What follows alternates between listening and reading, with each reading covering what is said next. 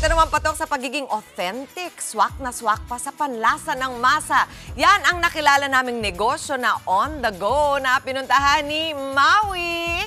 Hi Maui! Ano ba ang kakaiba dyan sa M's Charcoal Shawarma and Grill?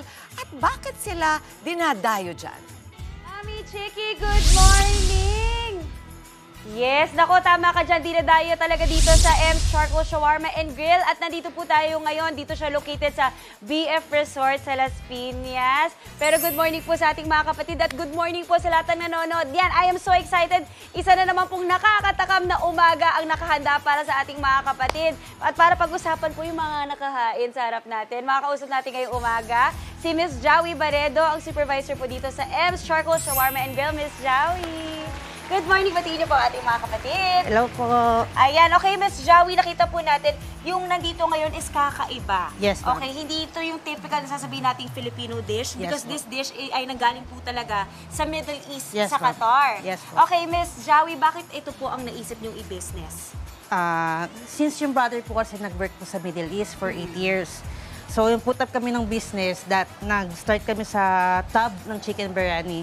Then nag-decide kami ng family na mag-put up ng business. Yes. That's why M's po kasi name po namin lahat. Opo.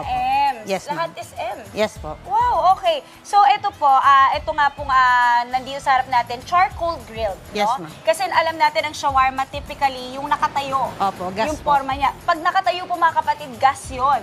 Ito po, sa nasa tabi natin, charcoal grilled. Ano po yung pagkakaiba nila? Yun po, mas unique po kasi yung way na pagluluto namin, ma'am, since para smoky and char po yung flavor Oo. nung ano po. Yung flavor nung Ng chicken po, char, ma'am. Yes po. charcoal. Hindi pa, akala ko char. Okay, charcoal. At bukod sa shawarma po, ano pa po yung ibang bestsellers? Ito po, Ayan, is dito yung pa sa whole harap natin. chicken po namin, which is we called alfaham, Okay. chicken biryani, Okay. and beef biryani po. Beef biryani, tas yung dalawa chicken pero magkaibang luto. Yes po, Tama ma'am. po ba?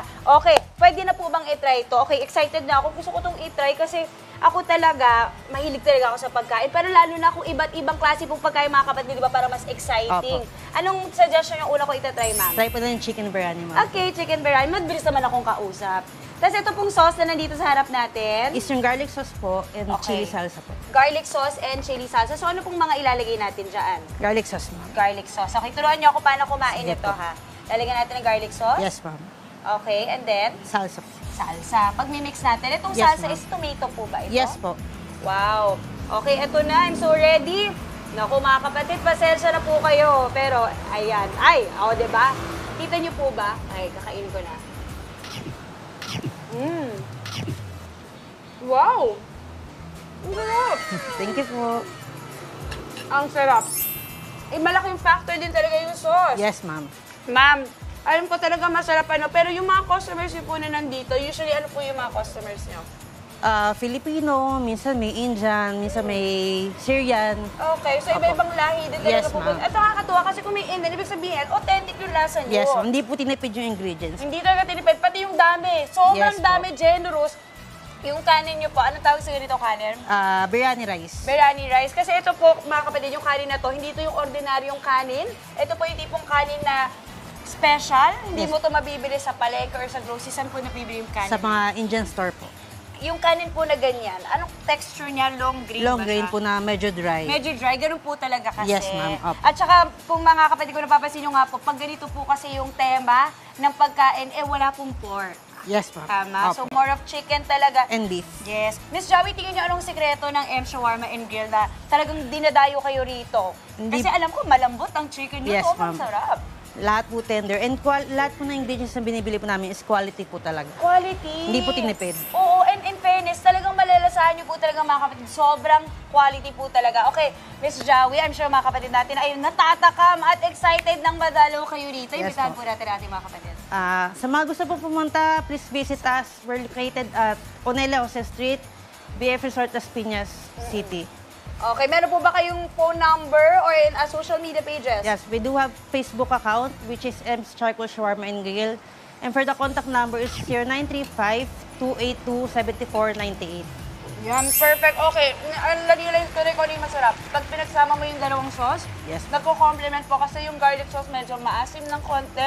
Kasi yung chicken may konting alat, syempre. Opo. Syempre, ang dami. Napakaraming spices. Okay, wait lang.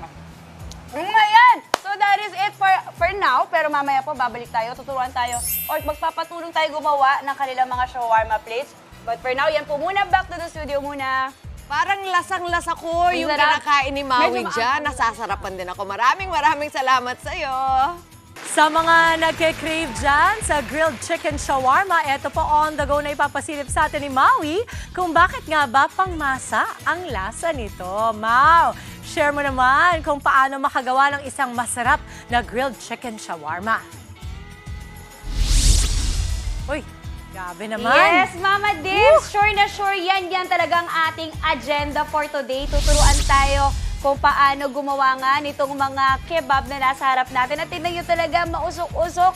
At grabe po yung amoy, talagang nakakatakam mga kapatid. At tamang-tama, yun nga po, nandito pa rin tayo sa M's Charcoal Shawarma and Grill. Dito lang po sa BF Resort sa Las Piñas. At ito talaga, dinadayo po ng mga tao. At kung nakikita nyo, katabi ko po ngayon, si Herman, ang kanilang head griller, and short si Kuya Germs. Joke lang. Okay, Kuya Herman, okay, turuan nyo naman ako paano po ba ginagawa itong kebab na nasa harap Ayan, natin. sige po.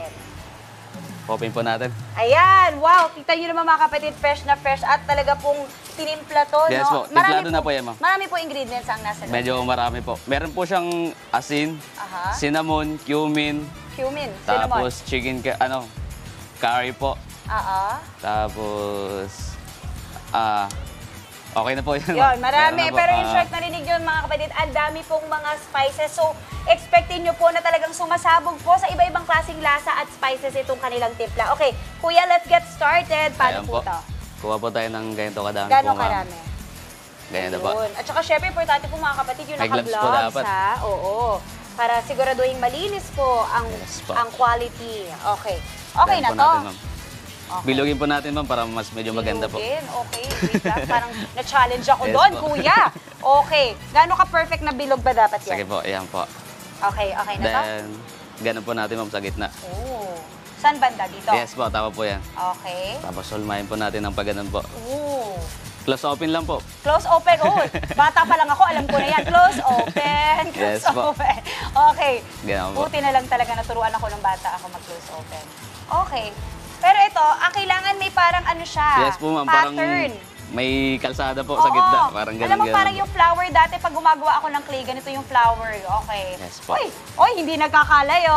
Aminin. Galing mo na, ma'am. Oo nga, kuya, kabahan ka na. Baka ako na ang nag-aano dito. Sige po. Okay po. And then? Yan po, medyo okay na po yan, ma'am. Tapos lagay po natin. Wow, in fairness. Okay. Oh, aminin. Medyo may style lang yung akin, medyo tagilid po. Pero okay yan, maganda. Okay, so ito po ay beef. Yes po, ma'am. Okay, Beef tas po ito siya. yung usually pinapartner po sa Pwede po siyang with rice, ma'am. Pero yung gagawin po natin ngayon, i-wrap po natin. i-wrap. Yes. Okay, alright. So habang inaantay natin yan, ano po yung isa pa natin gagawin? Tama po ba, Ayun. sir? Ito namang chicken Ito pong shawarma. chicken shawarma Oh, po ito na nga natin. yung chino-char din. Isa pa pong char cold grilled. Ayan. Ito talaga kanina ko pa talaga mainit ang mata ko dito, Kuya. Yes Kuya po. Herman, okay? Talagang ito gusto kong i-try. Okay, paano po ang first step natin dyan? Ayan po, ibaba po natin muna. Okay. Tapos po, iiwain po natin. Sige, sir. Uy, ayan na. Medyo juicy Wow. po siya, ma'am. Gawa ng ano po ito, Thai fillet po. Wow! Kaya mas masarap po siya. Ano yun, sir? Thai fillet po. Ah, Thai fillet. Kaya naman pala, at grabe ang lambot. Isang ganun mo lang talagang Yes po. natatanggal siya dun sa kanyang rod. Sa kanyang metal rod. Okay. So ngayong nahiwa na siya, ano pa yung next step? Tapos po, At alam nyo, mga kapatid, iba po talaga yung amoy, very smoky. Ito po yung gagawin nating wrap. yes po, ma'am. Chicken shawarma po. Ayan, chicken shawarma wrap. At dahil dyan, usapang wrap nga tayo. Ito na, mag-wrap na tayo kasi, kuya, ang mga kapatid natin excited na. Tulungan mo naman ako, imbita natin mga kapatid. Pumunta dito sa M's Charcoal Shawarma and Grill. Ayun, dito po tayo sa, malapit po tayo sa Unilla Jose po, Las Piñas. Ayun, sa mga willing po magpa-franchise po, open po kami for franchise po. Uy, open for Yes po, ma'am. franchise. Apo. Panalo. Alam niyo mga kapatid, talagang napakasarap dito. Kahit ako mismo, dadayuin ko dito. Ayan, napakasarap na naman ang ating umaga mga kapatid. That is it for today's On The Go. Kuya Herman, maraming salamat po.